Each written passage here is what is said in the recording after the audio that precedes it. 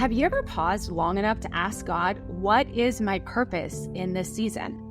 What if the answer isn't loud or flashy, but a whisper, a nudge, a sense of this is yours to carry? Today's guest, Brynn Snyder, was content staying home with her youngest until he went to kindergarten, until the calling to step into something bigger came through a quiet moment of prayer. That calling has led her to build Slate, a company now impacting thousands of lives and redefining how we think about health. This episode is for the woman who's seeking direction, who's wondering if there's more, and who's willing to ask God the question that can change everything. What have you assigned me to build now? Let's dive in. Oh my gosh, I'm so excited to finally be chatting with you in real life, it feels like. So you have launched an incredible business. You're running a massive business. I am a customer of yours now because of listening. So I have a funny story for you just to kick this off. So I actually bought your product last year in probably May, June. So this was probably, I don't know, maybe about a year after you launched officially, because my husband heard you on a podcast on how I built this. And he was like, I need this product. And I did not listen to this podcast. I just bought him the Slate Flosser for Father's Day and gave it to him. And it's been sitting there. And I, all this time, full transparency, have been using the little flossers that you get at the store because I thought, oh, these are just so much easier. This is fast. This is doing a good job. I'm feeling good about life, until I start listening to a podcast that you shared on talking about how terrible they actually are at the job that they're meant to do and why your product is so much more effective. And I'm literally driving into town to see my husband thinking, I need one of these for me now. Why have I been using the flossers all this time? They don't do a good job. Everyone needs this flosser. So I'm going to start with saying, once you know more about this, you will understand how important this is, and this is why you're so passionate about it. But first off, to kind of set the stage for listeners, talk a little bit about what you've created. We launched November of 2022. We had product to buy then, and then we had our first full calendar year in 2023. And so now that it's March, that means it's been 2 years and 4 months. Okay, so when you say launch, are you talking about when you launched your Kickstarter and started taking orders? No. Actually, November of 2021. But it took us a whole year to be able to have product to sell. Okay, so you launched in November 2022, and you hit $1 million in revenue in 2023. That's insane. How often does that happen for women in business? Well, 2% of women only make $1 million or more in their business. So pretty rare. Very incredible. And I'm assuming, did you see that when you started this happening for you? So yes, I had a very clear, I think that's why I felt so much pressure. When I had done other businesses, it was more like, oh, I'll just do as much as I can. And that would probably be like 200,000 or 300,000 in my other business I had. But then with this business, I went in my goal was to be a multi-million-dollar company. And it felt a lot more pressure of, okay, how do I make $1 million in the first year? How do I turn $1 million into 4 million? How in the world do you make 50 million? Okay, I've got to figure it out. So when you talk about other businesses, what other businesses have you ran? So when I was a teenager, I started a bounce house company with my siblings, and we were able to buy our product and pay it off all in one summer. So I think we made like 30 grand that summer. And then when I was 24, we sold it for about $250,000. Wow, that's incredible. And then other businesses you've ran since then? Yeah, so I ran a graphic design company when my husband was going to dental school so that I could pay for small things like my kids' gymnastics and different things. So like I just made money for add-on things that we wanted to do. And then when my husband finished dental school, I took a year off of working, which was really nice. And then we moved to Spokane, and he bought a dental practice. And originally I wasn't going to work at it. One of his front desk people got placenta previa. And so then, she was fine one day, and the next day she was in the hospital. So I started running the front desk there. And I worked there until 2019. And then I started working on Slate in 2021. So in that year and a half, when you were just being a mom, as a woman who has run businesses and has loved running businesses, it sounds like you can't run businesses like that and be that successful and not love it. How did you feel you were living in your purpose when you were just being a mom? Okay, so I think it's hard because like my goal originally was to be a stay-at-home mom, but I love working. And so it's hard because I watched my mom had a few businesses as well, but they were always like little side hustles. But she would teach me the different things. And when I owned my company as a teenager, she showed me like, this is how you do books. This is how you call people. This is the right way to answer the telephone. This is not. And so I was given that opportunity. So it was hard because in my mind, I was always going to be a stay-at-home mom. When I had my first daughter, I was like, oh, I want money to be able to do the things I want to do. And my husband was in school, so we didn't have any money. And then I think I just really like working. So I think for purpose, the purpose is going to change throughout your whole life. And so when I was at home for that year, it was really nice. And I felt like, oh, this is really great. But that didn't last for very long. I know when Slate first was on your mind or desk that it wasn't something that you actually really wanted to pursue initially. So was there a part of you that wanted to do something but wanted to do something different? So my goal when I had Colton in 2019 was to be a stay-at-home mom for his 5 years before school. And then once school started, I would start my own business of some sort because I know I love to work. But I really wanted to just enjoy those years with him. And when I had my first child, I got to take her to the library, and we lived in Louisville, so I went to the zoo. But I didn't get to experience that with some of my other kids because of buying the dental practice and different things. And so my goal was with Colton was to stay home. But when Danny started Slate, after working on it for almost a year, he was like, I can't do this. I can't be a dentist and run this company. It's too hard. And he actually had like a mental health crisis during that time. And I'm a person who I guess has faith. And so I actually like said a prayer, and I was just like, God, what am I supposed to do? Am I supposed to work? Am I not? Am I supposed to do Slate? I had actually interviewed some people with Adobe, and I was like, maybe I'll go work at Adobe. But I had this overwhelming sense of purpose that said, Brynn, you are meant to run Slate. You can make it successful. You have to do it. And I was like, okay. And I think knowing that really helps me because it's hard. It's really hard to own a business. And whenever I'm doubting myself, I'm like, okay, I can do this because I was told you can do this. Yeah, you have this voice in your mind and God telling you. It's a little whisper, though. It's not a shout, right? It's a whisper that says, this is the path and this is what I have for you. And it's almost like a little seed that's planted. And then we have these little seeds that we choose to nurture or not. So when you talk about building the business and how it's hard, I know I've read about how the Kickstarter, how that had been challenging as far as going from launching the Kickstarter to bringing the product to market, right? Talk a little bit about that. Yeah, well, I think you think, okay, we had actually made our product before the Kickstarter, so we just thought, okay, we'll just fulfill the order and place it. The Kickstarter money was just meant to help us launch. But then once we had the feedback from the hygienist and dentist, we saw that there were two things we wanted to fix.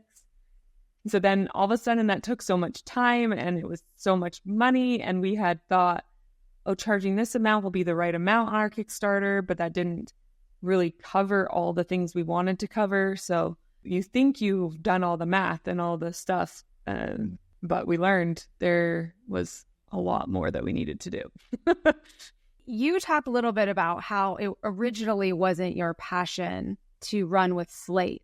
what changed that caused you to realize you were passionate about women or people, not just women, but our dental health and helping bring flossing into more people's lives? Okay, well, I actually have always been very passionate about dental health because when I worked at the dental office, my mind was like blown. I was like, people don't know. People don't know that flossing will help them. People don't understand the pH of their drinks. We went to what dentists call continuing education. It's like mandatory that they do so much a year. And Danny took the whole dental office there. And so I was there and I was learning the stuff that they all knew already. But for me, I was like, mind blown. Like people like me, I care about being healthy. I want to do the healthy things. But if they don't know that flossing can reduce strokes, can reduce heart disease, can reduce dementia, like they don't realize that that's why they ask you to floss. Listening to your podcast, it made me think, this particular episode where you talked more about this, it made me think that I have two jobs as a parent. One of them is to help my children live in their purpose. And the second is to teach them to floss, not just brush, floss, because that is going to serve them. It's almost like taxes and some of the other things that we don't learn about growing up until we have to learn about them. And you think, why didn't I learn about this when it was really important? And instilling the habit of flossing into our children's lives, when you're talking about all your kids floss, I thought that is something that will serve them for their entire life by building that habit at that age. And something else that I didn't like, I do not have any dental anxiety when I go to the dentist, and 80% of people do. And I was like, why do I love the dentist so much? And then I realized, like, I never had a cavity growing up. Like, I didn't know that when I went to the dentist, it was just a positive experience. It was, oh, I left and my teeth feel so clean and this was fun. But most people, my mom flossed my teeth every single night growing up. My mom is amazing. And because of that, I had a positive experience. So I think as a parent, if we want our kids to have a positive dental experience, then we need to give them the tools so they can have a positive dental experience. So they get told you're doing a great job and they want to come back. And that, I think that's the reason most people have that, what did you call it? Dental anxiety, because you know they're going to tell you you're not doing what you need to be doing, but we don't have those habits instilled in us as children. So I just love that. Obviously, you're passionate about it, so that has carried you through. But when you were in times of self-doubt or those financial concerns, because you guys basically bet the farm on this, right? Yeah, I think that, well, first of all, people have to know I don't have dental anxiety, but I have finance anxiety. So when money gets tight, I get very, very anxious. And so knowing that the bank account was just going lower and lower and lower from the Kickstarter, it's like, okay, we need to make money. We need to have enough money to put in new orders, because a consumer product good company, the cash flow is very tight at the beginning because you have to buy product in order to sell it. So growing up, your mom, though, was always working. My mom just worked for fun. She just liked working. So she started like a coupon company. My dad worked. She was 90% a stay-at-home mom, and then 10% of the time she would work on a business that excited her. So like she once wanted to make flags, and once was like, I'm going to make an ice cream company. So she was more like entrepreneurial. But she really helped us do the Bounce House company. But once we were out of the house and my youngest sister was 16, she started a immigration consulting company in Canada to help immigrants come to Canada. And she ended up making more money than my dad. So, oh my gosh. But she always was led by her heart and doing something she was passionate about. She showed that to you as kids, how amazing. And it's an amazing opportunity when you can pursue a business not just led by how do I figure out how to pay the bills, right? I think that is the hardest thing is most of us are in desperation mode, right? And there's a few people that get the luxury. I look at some people and I'm like, their company was successful. Well, they never had the scarcity mentality because they weren't doing this to survive. They started their company and there was more of a financial like benefit, like, oh, if I make more money, cool, but if I don't, it's okay. There's very few people that have that luxury. But I've seen that most of the entrepreneurs I know that succeed, they tend to come from that. And I think it's because they're not panicked at all times. Yeah. Where do you feel that financial scarcity came from? Was there a period in your life where you did have or financial anxiety? Oh, so my mom was just not wealthy growing up. So she I think had financial security issues, and she just taught that to me by accident. In the things she said, right? Right. And just the things she did, like she taught me how to be an entrepreneur, and she taught me how to follow your heart and how to believe in yourself. But she also taught me that money could be gone, and you need to save, and you need to not spend. And so, I mean, there are healthy things that she taught me from that, but I probably need to talk to my therapist about my financial insecurity. More of it is caught than taught. So we are saying things around our children that we do not know. And it all is rooted in what is our money mindset? What are the things that we think and believe about money? Is it hard to come by? Is it hard to make money? Is it easy to make money? Is it easy to create an income? Those things come out in the way we communicate with our kids. So it's interesting. So when you're talking about building this business and you had those financial anxiety moments, what got you through? Well, so my mom also taught me that I could do anything. And I knew that I believed in myself enough that I was like, okay, I'm willing to work hard enough to make this successful. I just have to figure out and bridge the gaps. And so for me, I had to find, we decided to get a loan to buy more inventory. And that really helped me sleep at night. So I think there's certain things where we say, okay, does Brynn need to sleep at night? Is that important? Well, if it is, then Brynn needs to get a loan so she doesn't worry about money all the time. Am I making poor business decisions because I'm worried about money? Or am I making, like, there's some people that make bad business decisions by spending too much money. So just, but my mom, well, I really believed till maybe a year ago that if you worked hard, you could get anything.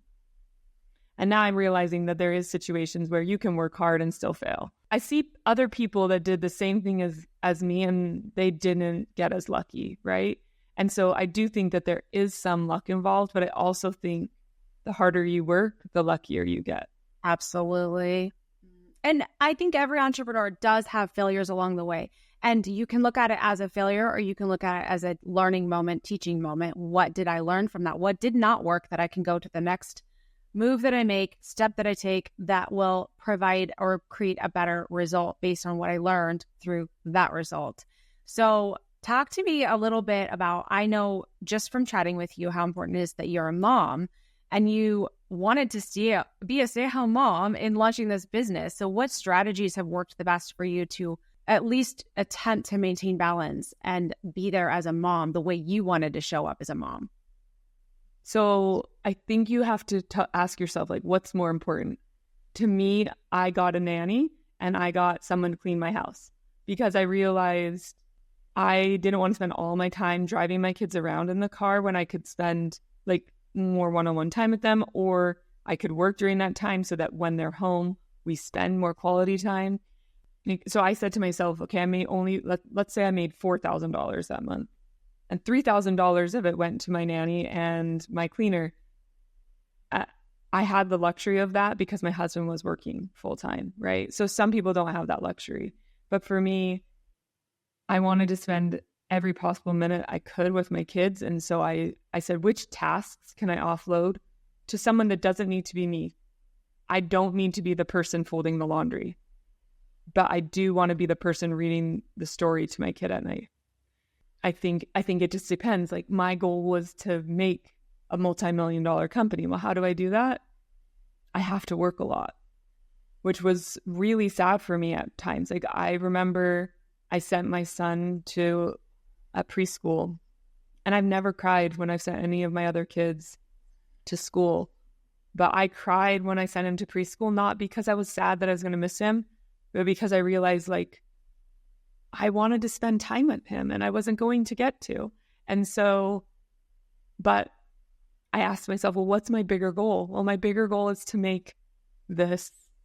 And I think that he'll be fine. And guess what? He's totally fine. He never even crossed his mind that he was at preschool all day. Is he the baby of your 5 kids? He's the baby of the kids. So I could see that. So all your other children you were with until they went to kindergarten, and he was the only one. Oh yeah, I could see that being a hard decision to make. But when you have less time with your children, that time is much more focused and valuable. So we do the best that we can with that time. I could see you spending a lot more time reading with him in that hour that you have to read. Let's say it's at bedtime, versus if you're home all day. And there's lots of times in motherhood where we go through the whole day and we never took the time to sit and read with our kids because we have all day every day to do that. Yeah, I think it's so hard because we can say like, oh, what matters, whatever, but you just have to decide what matters. Sometimes being a stay-at-home mom there's things about it that your kids are going to benefit from. There's going to be things that your kids benefit from a working mom. But sometimes finding your purpose is really important because, I see moms who are not fulfilled with being a stay-at-home mom, and that is okay. Not all of us were made to be stay-at-home moms. And some of us love kids and love chaos. I am one of those crazy people who love kids and chaos. Now, talk to me a little bit. I know this is in the vein of what you just said. In my heart of hearts, I believe that when you're talking about fulfillment, your true motivation in building this business, I'm guessing, was not to create a multimillion-dollar business just to serve your family, but you only build a business like that when you create an impact for a lot of people's lives. Does that speak to you? Totally. Like, I do not do Slate to make money. Ultimately, it will be really great if I can make a lot of money at the end. But I do Slate because of the impact I believe that it makes in everyone's lives. I see people whose parents are struggling with dementia and Alzheimer's right now. And I think, what if I can make it so their kids don't experience that because they floss every day? Like that, I'm really do it because I think of the social impact that flossing can create in someone's lives. Mm-hmm. And I think if the point was to make money, I think I would have stopped already. Because you've made so much, or because that's not the motivator? Because I don't actually make that much money right now because my company makes a lot of money, but I put it all back into the company. And so to me, my family's more important than money. And so I'd be spending the time with them right now if I didn't believe in Slate. Mm-hmm. Yeah, it's all about impact. You will never stay the course on building something. It doesn't matter how big or small it is. In the long run, if your focus is just on what is in it for me versus what can I bring to the world? What difference can I make in the world? And how can I serve others? You said you're a woman of faith. I believe that part of being a Jesus follower, if you follow his teachings, that it's that we are called to serve other people. So I believe I was having a conversation with a good friend a couple nights ago talking about moms and how is there a mom out there that is truly fulfilled in just being a mom? And maybe there is, but I do believe that we are called to do more than just serve our children. Yes, I think that really great moms impact the world in different ways. And if you're a stay-at-home mom, typically they have great impact on the community because they give back in ways like PTG, or they connect different people. You go back and you think of all the people who have touched your lives. And typically there's someone who served you in your community, right? It could be a teacher, or it could be someone who you felt like believed in you. And I feel like a lot of those are women because before we were working so much, we had the opportunity to impact. Community building is so important to me. And I see that in a bunch of female founders. Now that you say the company's making a lot of money, you're not necessarily making a lot of money because you're rolling it back into the business. Do you feel that you don't have that financial anxiety anymore? I have a husband who has a job, right, that provides for our family. So I find like I know a lot of other women who they start working because they have to be the breadwinner of their home, and that changes a lot of things. If I was the breadwinner of my home, I would be paying myself more money. Oh, I see. Instead of rolling as much back into the business. Correct. But you are not in this space of having that financial anxiety now because you've built so much momentum and you're at a space that you are able to fund the growth of the business. Yeah, I think also I look at things very differently when you're a $200,000 company versus a $4 million company. You're like, okay, how do I grow? Well, it's like you need more money to make more money. So now I'm like, well, $50,000 isn't going to move the needle. I need $2 million to move the needle for the next phase. Right. It just changes the game. Like, I think it's hard because I think sometimes we're like, oh, if I just had more money, I could do this. I think when you make more money, you just have bigger problems. So you just have to choose which problems do you want? Do you want a $1 problem or a $10,000 problem? Right. What has been the best resources for you in building a business to this magnitude? So many things. Things I'm not good at, I try to outsource really fast so that I can feel confident. So I love numbers and data, but because of my anxiety, I hired a fractional CFO right away. I also am not great at talking to people. Let me rephrase that. I'm just very direct. And so I'm not a good customer service person. If you called me and I answered the phone and I was doing customer service and you said, my flosser isn't working right, I would say, okay, what can we do to fix it? And I would solve the problem because I'm a problem solver. But a customer service person needs to say, like, how are you today? What can I do to help you? So I outsource that as soon as possible too, because that's just not my nature to be super frilly and kind. In the very beginning, were you able to outsource a lot, or in the very beginning, did you have to do a lot of that yourself? So I did all those things at the very beginning, but as soon as I could outsource it, I did. I think I hired Christy, my amazing customer service person, in April of 2023. So I did it for a while, but we all knew that was not a strength of mine. That's okay. It's important to know what your strengths are and to double down on your strengths and to delegate the things that are not your strengths. Have you read Dan Martell's book, Buy Back Your Time? No, but I'm going to write it down so I can. It sounds like I just read a book called Who Not How, and it sounds like it might be the same. It may be. I don't know. I have not read Who Not How, but I've heard of it, and I know it's also another great book. But yeah, I think that understanding that you should double down on the things you're good at and not spend a lot of time on the things that you're not good at is a huge growth factor in growing a business. Our goal is to, I don't know, I change my goal every day. One day I wanted it to be 12, and then I was like, okay, that will be really hard. How could we hit that? And so somewhere between a minimum of 6 million this year is my goal. That's your 2025 goal is 6 million. A minimum of that, yeah. Minimum. So when you're setting your goals, do you have a framework? Yeah, we use a CFO. We like project everything, and we say, okay, this is how much we have to hit this month. This is how much we have to hit this month. And then we have we have another person that's over sales and says, okay, if you want to hit 12 million, these are the channels we need to be in. So there's a lot of strategy behind it. This is a very unique scenario. We should have probably talked about this earlier on, but having your husband a dentist and coming up with a product that would serve the world that's not already out in the world and then taking it to the market, that's a unique scenario. But what advice would you give to the woman that wants to launch a business that hasn't maybe had near as much business experience as you've had? Most people don't start. Just start. If you're a woman who wants to start a business, my number one recommendation is to just start. I think sometimes we get overwhelmed and can't figure it out, but you just need to start doing something. And there are actually some very cool programs in almost all cities that talk about how to start a company. I think it's like overwhelming sometimes. It's like, well, I need a business license. I need to do this with sales tax. There are people who can help you in your city. So I definitely recommend doing that. I have a hard time because I'm like, some things are not unique enough for you to need to start a business.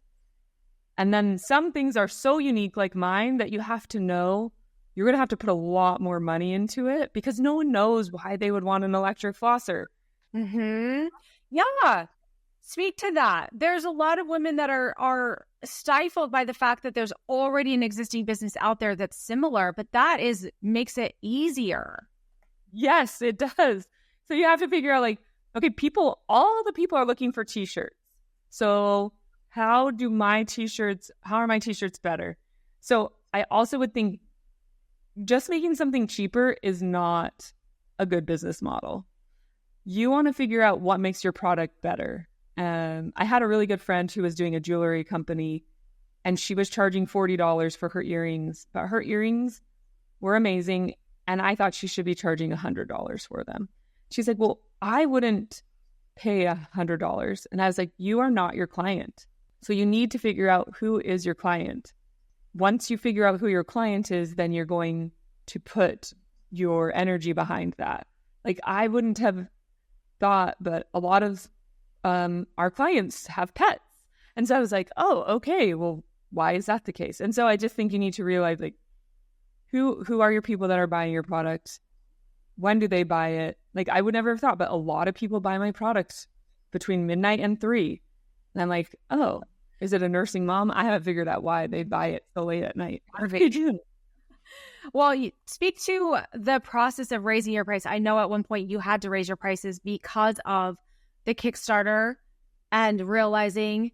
So a lot of women struggle with raising their prices. A lot of women are in business, but they're not profitable enough. How do they get past that mindset? Okay, well, if you don't have a 70% margin on your product, well, certain products have certain margins, so you can like look that up. But let's say it costs you $10 to buy your product. You have to be able to pay yourself, and then you have to also be able to market it. And if you don't have any marketing money in there, you're going to use the marketing money and it's going to take away from your profit. So I think you need to have what are called product COGS. In order to be a successful company, you need to know your cost of goods and what it costs you to just get your product, and then how much it costs you to market your product and how much you want to take home. Yep. If Hydrodrug is selling their water bottle for $40, they are making hundreds of thousands of those. So there's zero way you can charge $40 for your water bottle. If you have smaller quantities, your product is going to have to cost more. And so I just think a lot of women don't charge enough. There's a mindset belief, though, that is self-limiting in the fact that they are an imposter in the marketplace, or they are not as good as that larger company. And I hear in your voice you've never felt that or believed that about yourself. And I'm guessing it's because of your mom. Yeah, my parents are pretty awesome. I also was born, I think, naturally with confidence that I see in my own children. I have 5 kids, and some of them have a lot more confidence than others. And I do think that it was a gift I was given to not question myself so much or to have as much imposter syndrome. Because there's lots of things had fortunate things, but there's also things that made it harder for me. I'm dyslexic and I have ADD, and I had to figure out all those things. But because of that, I also considered it a blessing. Because I was dyslexic, I had to figure out who I was. I remember in junior high being like, am I worth less because I can't read as well as other people? And I told myself, no, you are just as capable. You just have to work a little harder in these certain areas. And so it was a blessing in disguise, but it was hard. How do you view ADHD or ADD as a superpower for you? So I get a lot of stuff done. I get a lot done. So some people, ADD affects everyone differently, but it just gives me more energy, and also, though, it makes me try new things a lot. So that is a benefit and a curse. Like our team has been like, Brynn, you cannot change anything for the next 3 months. Do not change anything. And I'm like, okay. But I like to test and try new things. So it is a blessing to me, I think, though, to have ADD. Do you have the type in your body or in your mind? I guess I'd probably say both. So like I don't have to move as much as other people do, but I notice if I move, I usually am less chaotic in my brain. Running or going on a walk or exercising in the morning makes me much better during the day. When the fan goes on or any exterior sounds, like I hear all those things. So having like noise canceling headphones sometimes can be really beneficial to me. Oh, to stay focused. Yeah. Dan Martell actually has a quote that he puts out all the time. It's exhaust the body to tame the mind. And that's how he manages his without medication, is that he basically breaks a sweat every single day. And in what you described, in exhausting your body, getting your body to that point calms your mind down. I think, do you feel that you see that in your children, ADHD or ADD? I have 2 children, I think, probably that have ADD, but I like don't want to put that on them if they don't. But I think if you're taught coping mechanisms or do medicine, you can excel just as the same as anyone else. But like I tried Ritalin as a little kid and I never slept. I became an insomniac. So like didn't work for me. So it was better for me to exercise and that be my form of medicine instead. Mm-hmm. What is the best business advice that you've received? Take the money. I was really hesitant to take a loan because I just didn't want, but what I've learned is in a CPG company, you need money. Like cash flow is really hard. Cash is king. And so if you want to be a $1 million, multi-million-dollar company, you should take the money when it's available to you. Mm-hmm. Mm-hmm. Do you find yourself giving advice to other women that are struggling maybe with dyslexia or ADD or any of the things that you've had to overcome? Do you ever give any advice around those? I haven't done it a lot. What I've learned, though, is a lot of female founders have ADD. Almost all of us do. Like 99% probably. Yeah, so it's very, very common. And then I really haven't met any other dyslexic entrepreneurs, but I know it's actually another entrepreneurial trait is a lot. They said like dyslexic people either end up in jail or end up running a business. Right. It's true. I think it's an interesting gift if you see it as a gift, if you see it as a superpower. And I think there's a lot of women that maybe might be struggling with it and not know how to harness it. Was there ever a period in your life where you didn't know how to harness that? Again, like I had very attentive parents. So that was when I was dyslexic, they caught it right away because my mom was reading to me as a little kid and she could tell like I should be getting it, but I wasn't. So I was assessed in kindergarten that I had dyslexia. So I went to some special dyslexia classes and I learned how to see, say, and write. So if your kids are dyslexic and you haven't looked into the see, say, write, I learned like if I don't see it and say it out loud and write it down, it's like out of my brain. And so you'll see when I'm in a meeting, even if I have a note taker, I'm always writing just because it helps put it in my brain. Oh, that's so interesting. I'm thinking about my daughter and how she has struggled with spelling tests and she has to see, say, and write them to be able to retain them. That's so interesting. I think that if we can, like you say, not diagnose our kids to a point where there's something wrong, but find ways to help them cope with the way their brain works. And same with us. Yeah, I think that's so important because every single one of my children struggle with different things. They're all so amazing in their own way.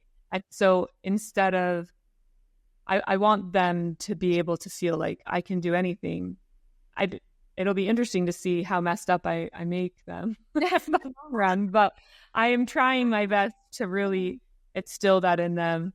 And I do see my older 2 daughters are very capable because they're old enough that I don't have to help them with anything anymore. Yeah. And they ask questions when they don't need something instead of sitting in frustration. So if my child doesn't know how to do math, she'll say like, Mom, I need help with this. And I think learning that I ask for help almost every day at work. Mm-hmm. That, like, I think people are scared to ask. They're scared to look stupid. I think dyslexia made me realize, like, I can either sit here for an hour and try to figure it out myself, or I can ask ChatGPT and know in 2 seconds. Mm-hmm. Mm-hmm. Absolutely. ChatGPT is the best. Everybody needs to learn how to use ChatGPT because it's amazing. Yeah. As a mom, what have been the hardest struggles you've had to overcome as a working mom, as a mom in business? Food is always so hard, knowing what to feed your kids. So I actually created like a food exchange group with my neighbors, and a working mom doesn't have time for friends, and it's so hard because we need friends. And so I made this, well, another one of my friends is a mom who works, and so we made this group together, and they come to my house on Monday nights and I go to their house on Thursday nights. My husband makes the meal on Monday because he doesn't work on Mondays. And then they make the meal on Thursday. And it just means I get to interact with humans. And so I think being a working mom for yourself, some of the hardest things is when do you get you time? Mm. And so I've tried to just like put that in as part of my life. And so now I get to at least see that one friend every single week. I kind of am like, I feel like almost like a military person. On Sunday night, I lay out the whole week. I know all the kids' schedules. All my kids are color coded. So Mikkel will look at the calendar and know every single thing that's green is her. And so we know who needs to be where, when they need to be there on every single Sunday night. I use carpools like crazy. I text and make sure I know who's picking up which day. And I think carpooling also makes you feel less lonely because now you talk to those same moms all the time. It's so easy to feel lonely as a working mom. I have been in periods of time where I wasn't working and I felt lonely. I agree with that. But I feel like, okay, someone might totally disagree with me, and I'd actually love for you guys in the comments to tell me what I'm wrong. But in my mind, when I was a stay-at-home mom, I had the luxury of at least saying like, hey, do you want to hang out? Do you want to do this? Do you want to go on a walk? Do you want to go to the library together? So I feel like if you are a stay-at-home mom and you're lonely, you need to put yourself out there. Mm. But a working mom literally just doesn't have time. If they have the luxury, like me, of having a house cleaner, then that took 3 hours out of their week. But if they don't, that mom not only has to cook, but she also has to clean. And she also has, and like just going to all of my kids' basketball games is like 20 hours a week. My sister is pretty lonely. And then I wonder, well, she works 3 days a week. So maybe it's because she works the 3 days a week. But I think we're lonely because of social media and we're busy, and you have to be intentional about scheduling in that part of your life because it's important. Yeah, I think you have to decide, I'm going to get off the couch tonight and I'm going to go to book club, because even though I'm tired as possible, I need those relationships more. Yes. Yes. How do those relationships serve the way you show up as a mom and in your business? I just feel like when I'm rejuvenated, I do a better job at being a mom, and I do a better job at being a boss. And sometimes when I'm working, I asked someone a question at book club and they help me solve a new problem. So I just think, I think it's very important that we take time to make relationships outside of our family and outside of our marriage and outside of work. Absolutely. Last question. What is one thing that you wish people understood about you better? I'm very direct. Like, I ask questions that probably shouldn't be asked, but it's because, I don't know, maybe I don't have a filter, but also because I genuinely, I don't want to do small talk. Like, I'd rather like get to know you as a person. And so I think sometimes I can offend people, but I have a big heart and I want to help people get better. So you feel that the way that people perceive you is different than what your heart is? No, because I think when someone knows me, they know. I think my initial impression is not always. It can be like, what did she just ask that person? But I really was like, I just want to know about you. That is an ADHD thing, 100%. You're normal. I want to believe that I'm normal and we're normal. Okay, there's nothing wrong with that.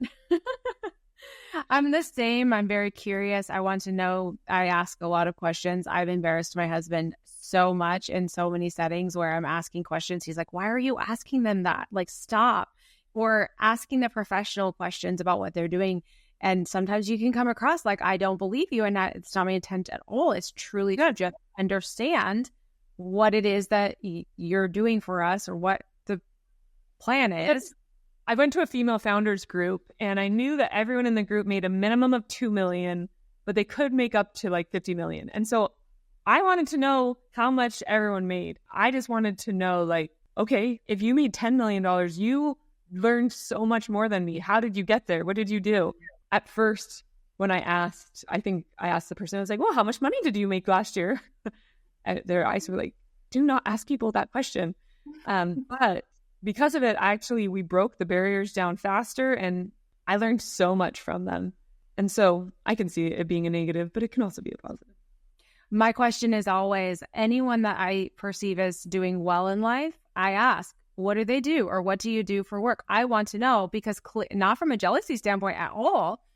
Clearly what you're doing is working. You're living a life with options that I didn't have growing up. So I want to know what path are you on that I need to obviously know about, and how does it work, and how did you learn about it, and how did you build it, and all those things, because it's not a jealousy thing. It's a possibility thing. Like, I want to have my mind opened up to even more possibilities. And the only way you learn about the way other people are doing life, business, showing up in the world is by asking. Yes, I think that you summed up exactly. Like, I'm going to ask the awkward questions because I want to learn from them. Mm-hmm. And I think you can, oh my gosh, you can learn so much in life just by being willing to ask. It's the worst question that you can ask is not asking the question. Like, there's no dumb question in my world. There's nothing that you shouldn't be asking. That's actually a thing I tell my kids all the time. If you don't ask, the answer is always no. Mm-hmm. And so ask. And I will ask people to meet with me who are big brands. Like, I went to a show and Manscaped was there, Paul Tran, and I just walked up to him and I asked him a question and I was like, I would love to follow up with an email. And he was like, sure, here's my email. Like, he sold his company for millions and millions of dollars. He was at 15 million in 1 year when I met him. And I was just like, okay, he knows how to do it. I have to ask. And he said yes. How much have you experienced the people that have had mega success be so willing to share with you what they did? Always. I don't think that anyone's ever said no to me. Mm-hmm. People want to help other people. People are inherently good. And I think being in this has made me realize anytime I'm like down on the world because I'm reading the news or something, I'm like, okay, I just need to interact with humans. And then I remember people are good. Mm-hmm. Yeah. And they want to see people that are successful truly want other people to achieve that. Yes, 100%. I rarely see, I feel like when you're in maybe under the $500,000 mark or something, like there's more like, you're my competition, this and this. But I feel like once you've hit a certain stability road, it's like there are going to be 20 different hairbrush companies. There are going to be 1,000 different clothing brands, but they all can succeed. We can all succeed together. Yeah. There's enough sunshine for everybody. Yeah. Where can people find the Slate Flosser? SlateFlosser.com or Amazon, but I prefer if you buy it from my website, or Slate Flosser is on our social. Okay. And I would love for people to know where to find you so that they can follow your journey, follow your Instagram, follow you wherever you're showing up online. So what are your handles? Okay. So if you are a businesswoman and you do not have LinkedIn, you need a LinkedIn to be more credible. So get a LinkedIn, put your stuff in. I've noticed a lot of women do not access LinkedIn like they should. So there's my little tidbit. But I'm Brynn Snyder on LinkedIn, and on Instagram, I'm Brynn Mac Snyder. That's my public one. I also have a private one, but it's private because I don't want my kids on Instagram as much. But it's really fun to follow your Instagram and see all the places that you're going and all the networking events that you're doing. So that's been really cool. Well, thank you for spending this time with us. I know that people are going to be reaching out, and I know that you're going to continue to impact the world in a mega big way. So thank you so much. And I look forward to bumping into you in Spokane. Yes, thank you so much for having me. I really appreciate it. And I just want to say to every woman, you can do it. Just believe in yourself. Yes, absolutely. All right. Bye, guys. So when was the last time that you asked God, what do you want from me in this season? Because most of the time, purpose doesn't shout, it whispers. It's in the quiet moments, in the willingness to say yes to something that you probably didn't plan for, but you are perfectly prepared for. Brynn's story is a reminder of that. Prayer is powerful, and when you ask for direction, heaven listens. So here's your invitation. What if you trusted that God isn't done writing your story? What if your greatest impact is still ahead? And all you have to do is ask for the next step. Until next time, keep seeking, keep showing up, and let no one clip your wings.